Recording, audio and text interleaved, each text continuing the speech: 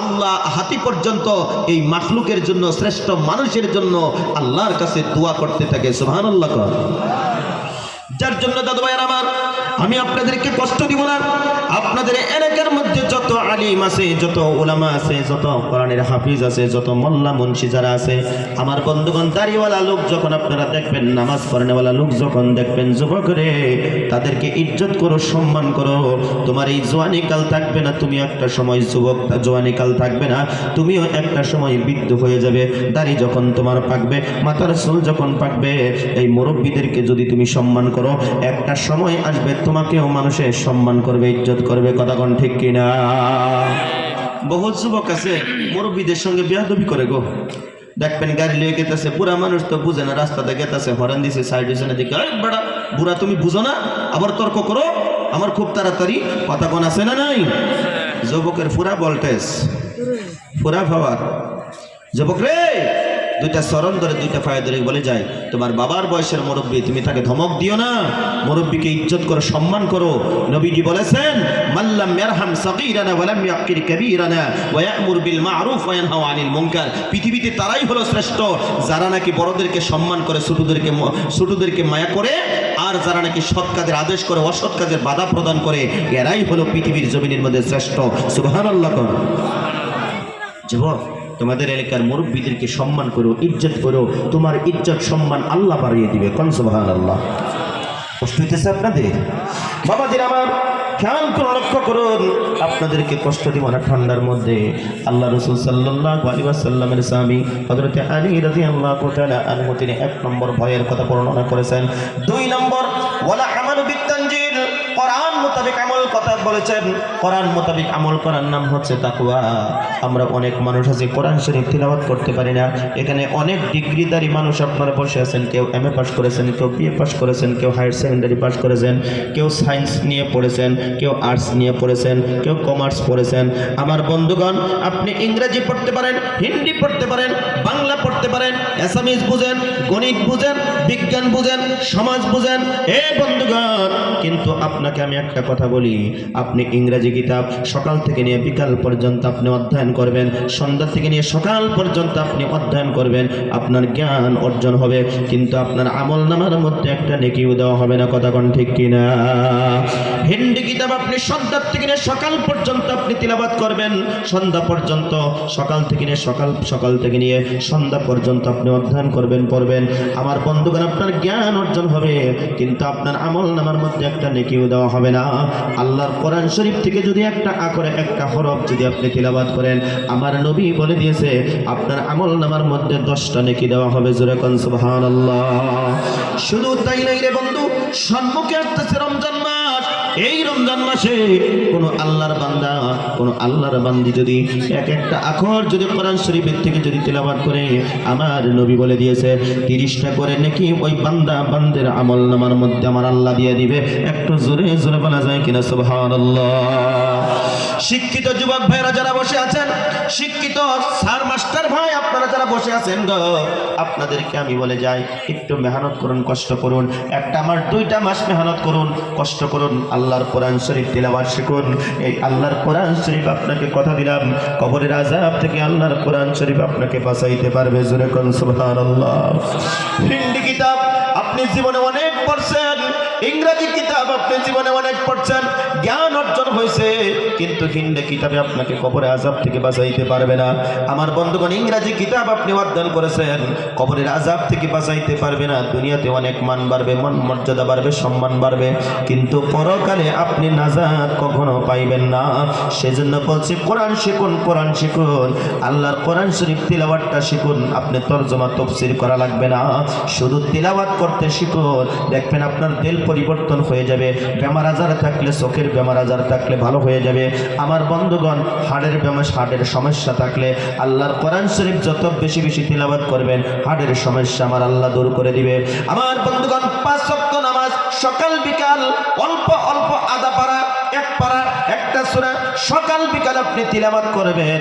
আপনার জিসিমের মধ্যে, আপনার বডির মধ্যে কোনো ধরনের বেমারে আপনাকে অ্যাটাক করতে পারবে না। একটু জোরে জোরে বলা যায় কিনা সুবহানাল্লাহ। আমার মায়েরা তোমাদেরকে বলছি, তোমরা যারা কোরআন তিলাওয়াত পারো ইনশাআল্লাহ সকাল বিকাল তিলাওয়াত করবা। এই যে আপনার ফুলার বউয়ের থেকে, ফুলার বউ কোন না আপনারা, ফুলার বউ কোন না, ফুলার বউয়ের কাছ থেকে জীবনে একবার শুনছিলেন সূরা ফাতিহা। এটা কোন দিন জানুন? যেদিন দেখবার গেছিলেন, যাহেরা কইছিলেন যে বৌমা তুমি কি কোরআন পড়া হারো? যে হ পারি। দেখবেন এরকম করে আসলে করে কোসাই চালার কোসা যে হ আমি পড়া হারি। কথা কোন ঠিক কিনা? এই যে একদিন আসল কোসাইয়া সূরা ফাতিহাটা দুইটা কলমা কইছেন হে বেডি, কইয়া যে আপনার বাড়ি ঢুকছে আজকে 8টা 10টা 15টা বছর ভার হয়ে জায়গা, হে বেডির মুখের থেকে আর কোরআন শরীফ আপনি তিলাওয়াত শুনলেন না। কথা কোন ঠিক কিনা? হ্যাঁ, খালি দেখবেন ফাট করে বয়ে বয়ে বর্তমান টিকটক বানানি আরম্ভ করছে। আছে না এরকম? টিকটক বানায় যারা ফাঁকা করে বাড়ি আছে, দেখবেন সবজি টবজি রান্না বান্না সব খারইয়া খারইয়া করে। মা বোনের তো বহু সুবিধা করে দিছে বর্তমান, আমরাই করে দিছি। হাসানা মিশা গড় লেফুল লাগে না, চুলা বানার লাগে না, আইসাল বানার লাগে না, খড়ি রেডি করুন লাগে না। হ্যাঁ, বর্তমান গ্যাস খারইয়া খারইয়া সব কিছু রান্না বান্না বহু সুবিধা করে দিছি। খেতাও শিলার লাগে না। আগে মা বোনেরা খেতা শিলাইতো, এখন বর্তমান 150 টাকা হইলে খেতার থেকে উন্নত মানের কাম করে। এটা হলো কম্বল। হাসানা মিশা কই তুষক ফোন করলে এরপরে। হ্যাঁ, আগে দেখতাম খেরদা মা বোনেরা এই যে মুসুর জাল আছে, যে মুসুর জাল দিয়ে খেরদা মা বোনেরা ই বানাইতো, তুষক বানাইতো। এদিন গেছে গা, বর্তমান তুষক ডাবল ডাবল সহজ করে দিছে, সুবিধা করে দিছে। তারপরেও এই সুবিধার জন্য দেখবেন অনেক মা বোনেরা বর্তমান মোবাইল নিয়ে ব্যস্ত। মোবাইলের মধ্যে টিকটক বানা, ভিডিও বানা, এই করে সেই করে রিলস বানা, যে আমার ভিডিওটা ভাইরাল করে দাও, এই করে দাও সেই করে দাও। মুসলমান জোরে কোন কথা ঠিক কিনা? আমি যুবকদেরকে খবর চাই, যুবক তোমরা যারা বউলিয়া ভিডিও করো বাদ দাও ভাই। যারা বউলিয়া ভিডিও করতেছে বর্তমান ফিল্ডের মধ্যে, আমার ভাইয়েরা এগর কথা আর কি কমু। আল্লাহ রসুল কইছে তুমি পুরুষ, তুমি তুমি বাইরে কাম করবা, তোমার স্ত্রী বাড়ির ভিতরে কাম করবে, তুমি বাইরে কাম করবা। বর্তমান তারা দুজনে মিল্লা এটার মধ্যে লাগছে। হাসানা হুজুর মিল্লা লাগছে টেহার জন্যে। টেহার জন্য মানুষ কত তলে নামতেছে। আল্লাহ এদেরকে হৃদয়ের দান করুক। সকলে বলি আমিন, আরো জোরে বলি আমিন। কি কমু মানুষের কথা, এত চিল্লায়া মৌলানা মুন্সিরা বয়ান করতেছে, মানুষ তো পরিবর্তন হইতেছে না ভাই।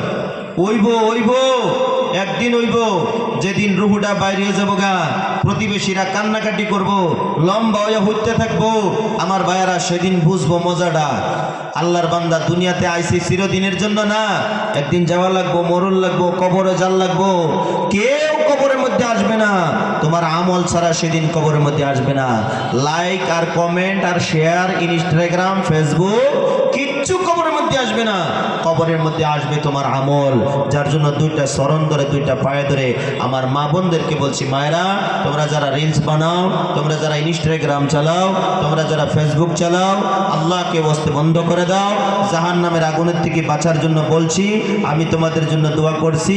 আল্লাহ তাবারক তাআলা আমাদের সবাইকে বুঝে শুনে আমল করার তৌফিক দান করুক। সকলে বলি আমিন, আর একটু জোরে বলি আমিন। তবে ফেসবুক চালানোর বড় ইচ্ছা, আপনি চালান, ভালো ভালো কন্টেন্টগুলো দিবেন, যেগুলো দিলে মানুষের উপকার হয় সেগুলো দিবেন। এমন কন্টেন্ট আপনি দিবেন না যেগুলো দিলে মানুষ উত্তেজিত হয়ে যায়, যুবকগুলো উত্তেজিত হয়ে যায়, বিয়ে করার জন্য পাগলা হয়ে যায়। আপনি এমন কন্টেন্ট ফেসবুক, ইউটিউব, ইনস্টাগ্রামের মধ্যে দিবেন না। আমার ভাইয়েরা, এগুলোর থেকে আল্লাহ তাবারক তাআলা আমাদেরকে হেফাজত করুক। সকলে বলি আমিন। খারাপ পেতেছেন আপনারা? বহুত যুবকে মনে মনে ভাবতেছে, হুজুর যে বয়ান হাতে লইছে আমার গার্জেনে যদি মাইনা লে, কাল না তো আমার মোবাইলটা ঠেন্না মারে ভাঙ্গেলবো। বহুত যুবক মনে মনে ভাবতেছে। এত কষ্ট করে কেরালা যায় কাম করে যুবককে মোবাইল কিনছে। বহুত যুবক বাড়ির থেকে রাগ করে জায়গা মোবাইলে লেগে কেরালা যায় 3 মাস 4 মাস 5 মাস কাম করিয়া এত বড় মোবাইল একটা লইয়া বাড়িতে। কথা কোন আছে না মিছা? আই রে আল্লাহ, আল্লাহ সবাইকে বুঝার তৌফিক দান করুক। সকলে বলি আমিন। মনে হয় খারাপ পেতেছেন আপনারা? একটু জিকির করুন, লা ইলাহা ইল্লাল্লাহ, লা ইলাহা ইল্লাল্লাহ, লা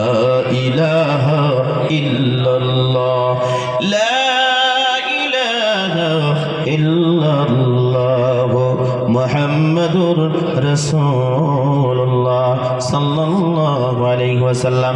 আমার বন্ধুগণ, কষ্ট আপনাদেরকে দিব না। আমি বলতেছিলাম কোরআন মোতাবেক আমল করার নাম হচ্ছে তাকওয়া। আজকের থেকে নিয়ত করেন কোরআন মোতাবেক আমরা আমল করব। আমার বন্ধুগণ, আমার ভাইয়েরা, বিশ্বনবী মুহাম্মদ রাসূলুল্লাহ সাল্লাল্লাহু আলাইহি ওয়াসাল্লাম গারে ঘিরার মধ্যে বসেছিলেন। আল্লাহর পক্ষ থেকে জিবরাইল আমিন আসলো, 5টা কোরআন শরীফের আয়াত নাজিল হলো। আপনারা সবাই জানেন, নবীজিকে আসিয়া বলেন, হুজুর আপনি পড়েন ইকরা।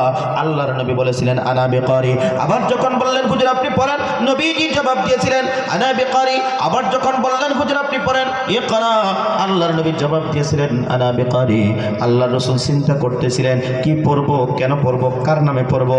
আমার নবীকে যখন বলা হলো হুজুর আপনি পড়েন ইকরা বিসমি রাব্বিকাল্লাযী খালাক, নবী গো আপনি পড়েন আপনার রবের নামে, আপনি পড়েন আপনার রবের নামে। আমার নবী তিলাওয়াত করলেন, 5টা আয়াত মুখস্থ করলেন।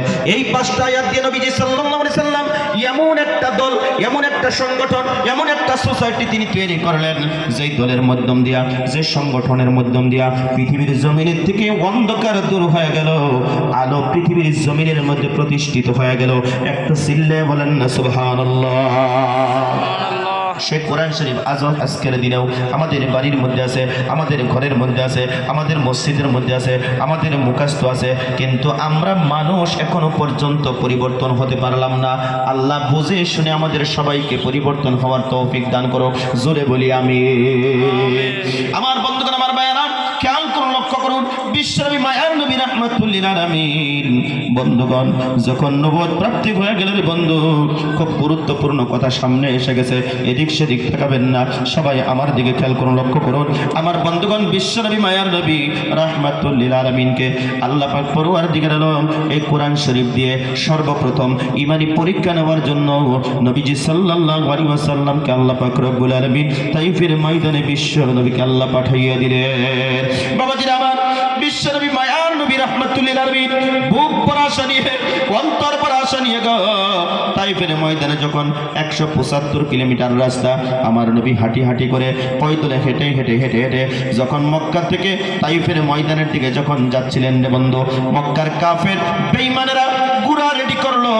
আমার বন্ধুগণ, নবীজি হেঁটে হেঁটে যায়, যখন বর্ডার যখন পেয়ে গেল, যখন তাইফের বর্ডার নবীজি যখন পেয়ে গেল রে বন্ধু, হঠাৎ যখন খবর এসে গেল নবীজি তাইফের বর্ডারের মধ্যে পৌঁছে গেছে, মক্কার কাফের বেঈমানেরা গোড়াগুলো রেডি করে গোড়াকে আঘাত করতে আরম্ভ করলো, চাবুক মারতে আরম্ভ করলো। গোড়া খুব দ্রুত গতিতে দৌড়ে দৌড়ে দৌড়ে দৌড়ে বিশ্বনবী বর্ডার ক্রস করার আগে মক্কার কাফের বেঈমানেরা ঘোড়া নিয়ে তারা তাইফ শহরের মধ্যে পৌঁছাইয়া গেলেন। তাইফবাসীকে ডেকে বললেন, হে তাইফবাসী, তোমরা শুনো, তোমাদের এলাকার মধ্যে একটা পাগল আসতেছে, যার নাম হলো মুহাম্মদ, তার বাবার নাম হলো আব্দুল্লাহ, তার মায়ের নাম হলো আমেনা। এই মানুষটা পাগল হয়ে গেছে, মক্কার জমিনের মধ্যে আমরা আশ্রয় দেই না। এই পাগলটা তোমাদের এলাকার মধ্যে আসতেছে, তোমাদের দেশের মধ্যে আসতেছে। এই পাগলের কথাটা যদি তোমরা মানো, তোমরা যদি শোনো, তাহলে তোমাদের দেশের মধ্যে দ্বন্দ্ব আরম্ভ হয়ে যাবে, ঝগড়া বিবাদ আরম্ভ হয়ে যাবে। মুহাম্মদ নামের পাগলের নামটা তোমরা কেউ শোনো না, মুহাম্মদের কথা তোমরা কেউ শোনো না। বাবাজিরা আমার, মক্কার কাফের বেঈমানেরা যখন বিশ্ব নবীর নামে বাজে বাজে কমেন্ট যখন তাইফের ময়দানে যখন দিয়ে তারা করে চলে আসলো, আমার নবীর তাইফের বর্ডারটা ক্রস করে যখন তাইফের বর্ডারের মধ্যে ঢুকে গেল, যায়া দেখে রে তাইফের যুবকেরা কাঁটাওয়ালা পাথরগুলো নিয়ে রেডি হয়ে আছে, প্রস্তুত হয়ে আছে নবীকে মারার জন্য। যেই বিশ্ব নবী তাদেরকে বললেন, আমি আল্লাহর পক্ষ থেকে এসেছি তোমাদেরকে জাহান্নামের পথের থেকে বাঁচানোর জন্য, আল্লাহর পক্ষ থেকে আমি নবী হিসেবে এসেছি, তোমরা আমার সঙ্গে পড়ো লা ইলাহা ইল্লাল্লাহ। আরে বিশ্ব নবী মায়ার নবী রাহমাতুল লিল আলামিন এই কথা বলার সঙ্গে সঙ্গে তারা শত্রু হয়ে নবীজি সাল্লাল্লাহু আলাইহি সাল্লামের উপরে আক্রমণ করা আরম্ভ করে দিল। আবার বন্ধুগণ, আমার ভাইরা, বিশ্ব নবী সাল্লাল্লাহু আলাইহি সাল্লামকে মারতে মারতে মারতে মারতে এক পর্যায়ে দেখা গেল বেহুশ করে তারা জমিনের মধ্যে ফালাইয়া দিল। আল্লাহর পক্ষ থেকে জিবরাইল আমিন আসিয়া বলে, হুজুর ইজাজত দেন, পারমিশন দেন, আমরা মক্কার, আমরা তাইফের কাফের বেঈমানদেরকে দুনিয়ার থেকে আমরা ধ্বংস করে দিব। আমার নবীজি বললেন, না না না, আমি মুহাম্মাদের নামের পিছনে একটা সার্টিফিকেট আল্লাহ পাক রব্বুল আলামিন দিয়েছে। আমি মানুষকে কতল করার জন্য আসি নাই, আমি মানুষকে হত্যা করার জন্য আসি নাই, আমি মানুষকে মারার জন্য আসি নাই, আমি মানুষকে এসেছি জাহান্নামের পথে মুসিবতের থেকে বাঁচানোর জন্য, আমি মার্ডার করার জন্য, কতল করার জন্য পৃথিবীতে আগমন করি নাই। আল্লাহ আমার নামের পিছনে একটা সার্টিফিকেট দিয়েছে, ওয়ামা আরসালনাকা ইল্লা রাহমাতাল লিল আলামিন। একটু জোরে বলুন আল্লাহু আকবার। আল্লাহ পাক রব্বুল আলামিনের নবী বললেন, আল্লাহ পাক রব্বুল আলামিন পৃথিবীর জমিনের মধ্যে আমার আল্লাহ পাক রব্বুল আলামিন সমস্ত মাখলুকের জন্য রহমত হিসেবে পাঠাইয়া দিয়েছে। বাবাজিরা আমার,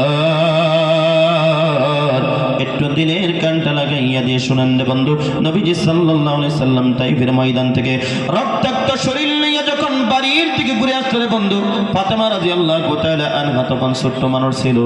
আমার নবী, মায়ার নবী রাহমাতুল লিল আলামিন চেহারার মধ্যে যখন রক্তগুলো দেখতে পেলেন, ফাতেমা বাবার চেহারার মধ্যে রক্ত দেখে রে বন্ধু চোখের থেকে পানিগুলো ছেড়ে দিয়ে কান্না করছিলেন আর বলছিলেন, বাবা গো, কি অপরাধ তোমার? তাইফের ময়দানে গিয়েছিলে, কাফের বেঈমানেরা তোমাকে মারতে মারতে মারতে মারতে রক্তাক্ত করে বাড়ির মধ্যে পাঠাইয়া দিয়েছে। ভাই গো, জাইতুন তেলগুলো ফাতেমা রাদিয়াল্লাহু তাআলা আনহা গরম করছে, হাতের মধ্যে নিচে বুকের মধ্যে মারতেছে। আমার আল্লাহকে বলে, পরওয়ারদিগার আলম, আজকে যদি তোমার বাবা থাকতো তুমি বাবার দরদটা বুঝতে পারতে, আজকে যদি তোমার মা থাকতো মায়ের দরদটা তুমি বুঝতে পারতে। আল্লাহ, তোমার তো বাবা নাই, তুমি বাবার দরদটা কেমনে করে বুঝবা? আমার বাবা মুহাম্মদ ইতিম মানুষ, বাবা নাই, মা নাই, তাকে তাইফের ময়দানে পাঠাইয়া দেয়া কাফের বেঈমানদেরকে দিয়ে তুমি রক্তাক্ত করে বাড়ির মধ্যে ফিরাইয়া দিছো। আল্লাহ রাসূল বলে, মা গো, বদদুয়া তুমি করো না, ও মা, বদদুয়া করো না। এই তাইফের ময়দানের রক্ত দিয়ে লক্ষ লক্ষ লক্ষ উম্মতকে আমি নবী জাহান্নামের আগুনের থেকে বাঁচাইয়া আল্লাহর জান্নাতে নিয়ে যাব। জোরে জোরে কোন সুবহানাল্লাহ, লিল্লাহি তাকবীর। আমার বন্ধুগণ, আমার ভাইয়েরা, খেয়াল করুন, লক্ষ্য করুন, বিশ্বনবী যখন বাড়িতে যখন চলে আসলেন, 53 বছর বয়স, আল্লাহর রাসূল সাল্লাল্লাহু আলাইহি সাল্লাম মক্কার জমিনের মধ্যে অতিবাহিত করলেন। কষ্টে কষ্টে কষ্টে কষ্টে কষ্টে দিনগুলো নবীজির অতিবাহিত হতেছিলেন। আল্লাহ বললেন, নবী গো, আর আপনাকে মক্কার জমিনের মধ্যে কষ্ট করতে হবে না, আপনি তাড়াতাড়ি বেডিং বাঁধেন, তাড়াতাড়ি টোপলা গোল করেন, আপনি মক্কা থেকে হিজরত করে তাড়াতাড়ি আপনি মদিনায় চলে আসেন।